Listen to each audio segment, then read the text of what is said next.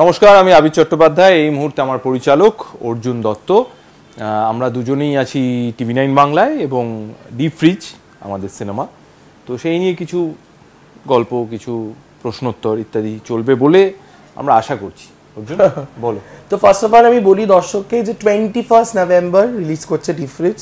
Please please please please থিয়েটারে এসে দেখুন। আর আমরা সবসময় বলে থাকি বাংলা ছবির পাশে দাঁড়ান, আরও অনেক কিছু, বাট আমিও বলছি ক্লিশে হলেও অনেক সময় অনেক ক্লিশে পাশে দাঁড়াতে হবে না, হলে গিয়ে এসে বসুন, দাঁড়াতে বসুন, হলে এসে বসুন প্লিজ। আর আবিরদাকে দিয়ে আমি স্টার্ট করি। তো কেমন লাগলো বলো ওভারঅল ডিপ ফ্রিজে তোমার এক্সপিরিয়েন্স, আমার সাথে কাজ করার ওভারঅল এক্সপিরিয়েন্স বলো।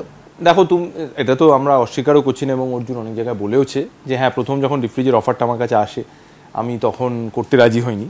তার 2-3টে কারণ আছে। এক তো আমার একটু ডেটের ইস্যুও ছিল তখন, তাছাড়া যে গল্প বা যে চরিত্রটা আমাকে বলা হয়েছিল আমি চট করে নিজেকে তখন মানে বলে না যে নিজেকে এই চরিত্রটায় দেখতে পাচ্ছ বা এই গল্পটায় দেখতে পাচ্ছ, সেটা হয়নি। আমার কিছু অবজারভেশন ছিল।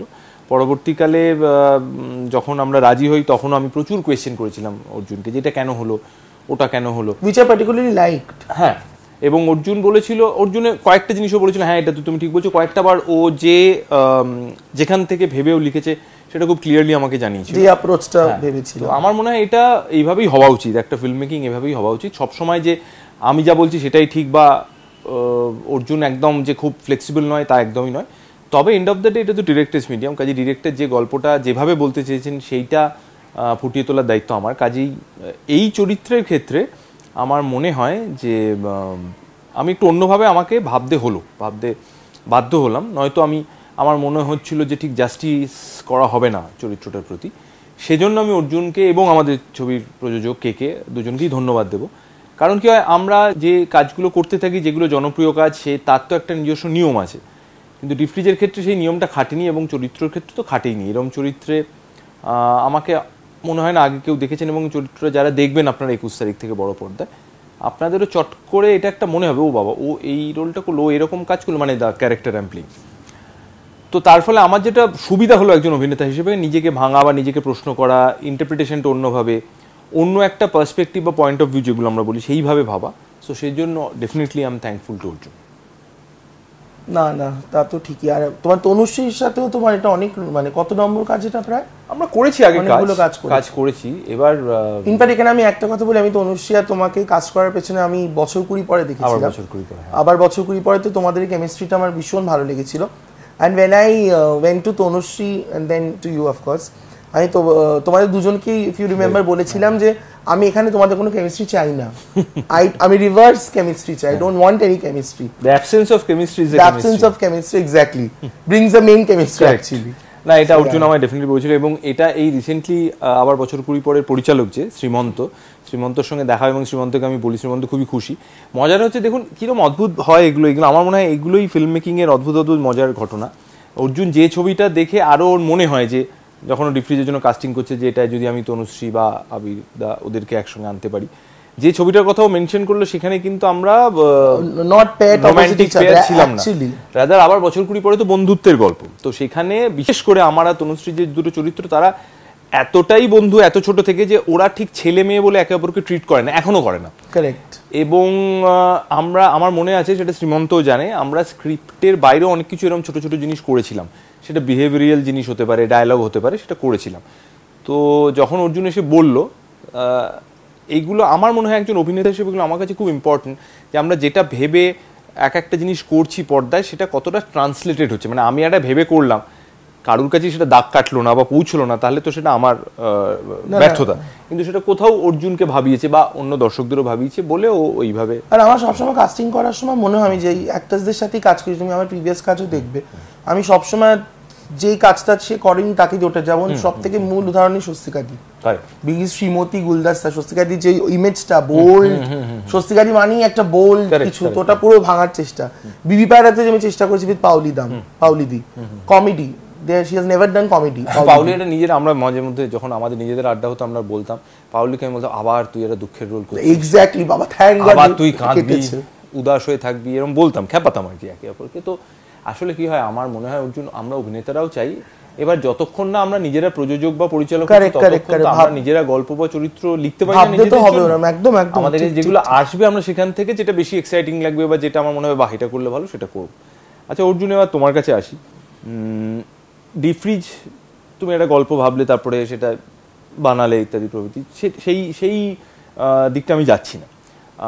এখন ছবিটা মুক্তি পাচ্ছে এবং দীর্ঘ 2.5 বছরের অপেক্ষা প্রায়। তো তোমার মানে একদম প্রাথমিক এক্সপেকটেশনটা কি, মানে যখন দর্শক ছবিটা দেখবেন? দেখো একটা জিনিস হয় যে তোমার কি এই ভয়টা কোথাও কাজ করছে যে ন্যাশনাল অ্যাওয়ার্ড, লোকে ভাববে বাবারে কি গম্ভীর ছবি, খুব দুরহ হবে, মানে ওটাই প্লিজ তুমিও বলো দর্শকদের, তুমি বলো, মানে একদমই গুরুগম্ভীর কিছু, ভয়ঙ্কর কিছু, এরকম কিছু নেই, গুরুবদ্ধ কিছু নেই। এক্স্যাক্টলি, মানে আজকের মানে ছবি তো সোসাইটির রিফ্লেকশন, তো এই ছবিটাকে একদম আজকের দিনের মডার্ন ইন্ডিয়ান সোসাইটি, আর আমি সবসময় ল্যাঙ্গুয়েজটাকে বাংলা মানে বেঙ্গলে বলছি না, প্যান ইন্ডিয়া একদম, ইটস এ ইউনিভার্সাল কনসেপ্ট, আর খুব এন্টারটেইনিং, আমি বারবার বলছি very entertaining also, and fantastic performances. আমি যেমন সবসময় প্রচন্ডভাবে আমি বায়াসড, আমি আবিরদাকে বলি তুমি যাই কাজ করো তো ডিপ ফ্রিজ তোমার ক্যারিয়ার বেস্ট। কতটা আবিরদা আমি জানি সহমত হবে, বাট আমি অলওয়েজ সবসময় যেটা বলি, আবিরদা বলুক আমার মনে হয় তোমার বেস্ট পারফরমেন্স, যেটা তোমাকে অনেকে বলেওছে, অনেক ক্রিটিক যারা দেখেছে, মানে সেটা অনেকটাই মানে অনেকটাই ডিপেন্ডেন্ট অন দ্য কাস্টিং, মানে যে রোলটাই তুমি আমাকে নিয়েছো। অনেকেই আছেন যারা কিছু চিত্র সাংবাদিক বা কিছু ক্রিটিক তারা দেখেছেন, কারণ ডিপ ফ্রিজ বিভিন্ন ফেস্টিভ্যালসে গেছে, ইন্ডিয়ান প্যানোরামায় ছিল, হ্যাবিটাটে গেছে, এরকম কেরালাতেও গেছিল না হ্যাবিটাট না, ব্যাঙ্গালোরে ছিল, দিল্লিতেও গেছে, বিভিন্ন জায়গায় গেছে, তো সেখানে অনেকে দেখেছেন। তো তারা যেহেতু আমার আগের কাজও দেখেছেন বা আমি কি ধরনের চরিত্র বেশি করি সেটা একটা ধারণা তাদের আছে, তো অনেকে আমাকে এই কথাটা বলেছেন যে আর এইটাই তুমি তো, that credit goes to Arjun definitely. আচ্ছা অর্জুন, আর একটা তোমাকে কোয়েশ্চেন করি, সেটা হচ্ছে ধরো তুমি একটা জিনিস, মানে ধরো একটা দৃশ্য বা একটা কোনো সিচুয়েশন, সেটা তুমি কিছু একটা ভেবে ওইভাবে লিখেছিলে বা ওইভাবে তুমি শুটও করে চলে যাবে। এবার দর্শকরা দুটো জিনিস হয়, এক হচ্ছে দর্শক ঠিক সেইটাই যখন বলে যে এটা এই জন্য হলো না, তখন তো খুব ভালো লাগে। অনেক সময় এরকম হয় যে সম্পূর্ণ অন্য একটা পার্সপেক্টিভ, কিন্তু সেটা তোমার বেশ পছন্দ, মানে তুমি শুনে ভাবলে বাহ আমি তো এটা ভাবিনি, বাট এটাও তো হতে পারে। হ্যাঁ, এটা আমার সাথে হয়েছে, আমার অব্যক্ততে হয়েছে, ডিপ ফ্রিজে ইনফ্যাক্ট ফেস্টিভ্যালে আমার হয়েছে, মানে বলছে বাবা এই সিনটা আমি তো এটা ভাবিনি, সেই অডিয়েন্সও সে এত কিছু ভেবে দিলাম, এটা এই মানে এই ট্যানজেন্টটা আমি ভাবিনি, আমি দ্যাটস দ্য ম্যাজিক। আর ডিপ ফ্রিজের ক্ষেত্রে অদ্ভুত এরকম কিছু আমরা কিছু অদ্ভুত মোমেন্টস, নুয়ান্সেস তৈরিও হয়েছে, but again it's very entertaining. যেটা আমার মনে হয় একজন পরিচালক বা কোথাও গিয়ে একজন অভিনেতা অভিনেত্রী, তাদের এটা ভালো লাগে যে দর্শক সিরিয়াসলি কাজটা দেখছে, সিরিয়াসলি মানে খুব এরম করে নয়, সে ছবিটার বা গল্পটার বা চরিত্রটার সাথে সাথে সেও তারও একটা জার্নি হচ্ছে। কারেক্ট, সেটাই। আর তোমার সিনেমাতে আচ্ছা যেহেতু আমরা বারবারই বলছি যে খুব সিরিয়াস, মানে খুব দুরহ বা খুব দুর্বোধ্য ছবি নয়, মজার অনেক ঘটনা আছে, আমরা একটু মজার ঘটনা শেয়ার করি। এই ছবিতে খুব ইম্পর্টেন্ট একটা রোলে একজন শিশু শিল্পী আছে, আমরা ওকে বানি বলে ডাকি, ওর ডাকনাম বানি বলেই সবাই ডাকে।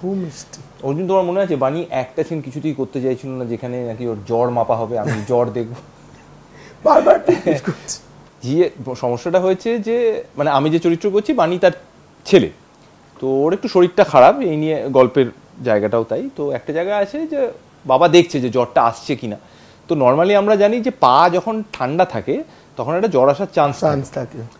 এবার আমরা এটা হঠাৎ ভেবেছি, এবং এটা ভাবনার পিছনে আমার মনে হয় অর্জুনও এগ্রি করবে, যে যেহেতু বাবা মা তো ছেলে মেয়েদের পুরো ব্যাপারটা জানে, কারেক্ট, পুরো জ্বর এলে কি হয় বা জ্বর আসার আগে কি হয়। তো আমার অর্জুন এসে বললো তুমি কি করলে, আমি বললাম শোনো না, আমি একটা কাজ করি, নর্মালি তো আমরা এরম করে দেখি, এটা না করে ও শুয়ে আছে, আমি কম্বলটা শুয়ে পাটা দেখি যে পাটা ঠান্ডা না গরম, সেটা দেখে বোঝার চেষ্টা করি জ্বর আসছে কিনা। হঠাৎ দেখলাম বানি প্রচন্ড অপোজ করছে, না এটা হবে না, আবির আঙ্কেল এটা করো না, অর্জুন আঙ্কেল বলে এরকম। সেটা আমরা প্রথমে আমি বুঝতে পারিনি যে কেন এরকম করছে, পরে বুঝলাম ও ব্যাটার পায়ের তলায় খুব সুরসুরি, যতবার আমি হাত দিয়ে মাপতে যাচ্ছি ওর পাটা এরকম কুঁকড়ে এরকম হয়ে যাচ্ছে। লাস্টে একটা সময় অর্জুন বলছে বানি পাটা যদি নর্মাল না রাখিস বোঝা যাচ্ছে যে তুই জেগে আছিস, সিনটা হচ্ছে ও ঘুমিয়ে আছে, আমি পাটা দেখছি, সে যে ও কি কষ্টে সেটা করেছে, মানে মুখ ফুক বালিশে গুঁজে। এটা তো মজার ঘটনা, বাট জেনারেলিও তুমি বানির সাথে যেরকম কমফর্ট, মানে তোমার সাথে বানি খুব অনেক কটা সিনস, আর খুব সিম্পল সিনস বাট অনেক ডেপথও আছে সিনগুলোতে, আন্ডারলাইনিং অনেক কিছু বক্তব্য আছে সেখানে, তোমার নিজস্ব ফাদার ইনস্টিংক্টটাও আমার কি কাজ মনে করেছে, হয় মানে এটা তো মেড ইন ভেরি কমফোর্টেবল ওরা, মানে দ্য গ্রেট ফিল্ম মেকার্স তারাও বলেছে যে মানে শিশু শিল্পী যারা তাদের থেকে কাজ বার করাটা কঠিন, but once they are like in sync, হ্যাঁ তাহলে থেকে স্পন্টেনিয়াস পারফরম্যান্স পাওয়া যায়। Correct correct correct. তাহলে অর্জুন 21 তারিখ তো রিলিজ, হ্যাঁ 21 তারিখ। বাট কনগ্রাচুলেশনস অর্জুন, আমাদের সকলকে গর্বিত করেছে। ন্যাশনাল অ্যাওয়ার্ড, ভারতবর্ষের সিনেমার সর্বোচ্চতম একটা পুরস্কার, সেটা একজন অপেক্ষাকৃত নবীন পরিচালক হিসেবে ও বাংলা ছবিকে একটা তো ওই যে বলো ইন্ডিয়ান ম্যাপে বা ওয়ার্ল্ড ম্যাপে, মানে সিনেমার ম্যাপে কোথাও একটা খুব ইম্পর্টেন্ট প্রমিনেন্ট জায়গায়ও পৌঁছে দিল। থ্যাঙ্কস সেই কারণেও, ধন্যবাদ এই কারণে যে আমাকে একদম এরকম একটা চরিত্রেও পাঠ করতে অফার করেছিল। তো আমরা ওইটুকুই বলছি যে আপনারা আসুন আসুন প্লিজ দেখুন, আর প্লিজ মতামত জানান, ভালো খারাপ দুটোই দেখুন, না হলে এরকম ছবি করার সাহস পাবে না আর কি। এটা আমি শিওর অর্জুন, তুমিও শিওর, যেটুকু মতামত আমরা এইটুকু পেয়েছি, মানে আগে যারা দেখেছেন বিভিন্ন মত হবে। কেউ কেউ আপনারা রেগে যাবেন ছবিটা দেখে, কেউ কেউ ছবিটা নিয়ে ভাববেন, কেউ কেউ ছবিটা দেখে একটু দুঃখ একটুখানি ভাববেন বসে। আমার মনে হয় দ্যাটস ভেরি হেলদি সাইড। একটা সিনেমা যখন মানুষকে ভাবায়, বিভিন্ন মত তৈরি হয়, একদম একদম কারেক্ট কারেক্ট কারেক্ট। 21 তারিখ থেকে বড় পর্দায় রিফ্রিজ, প্লিজ প্লিজ প্লিজ থিয়েটারে দেখবেন।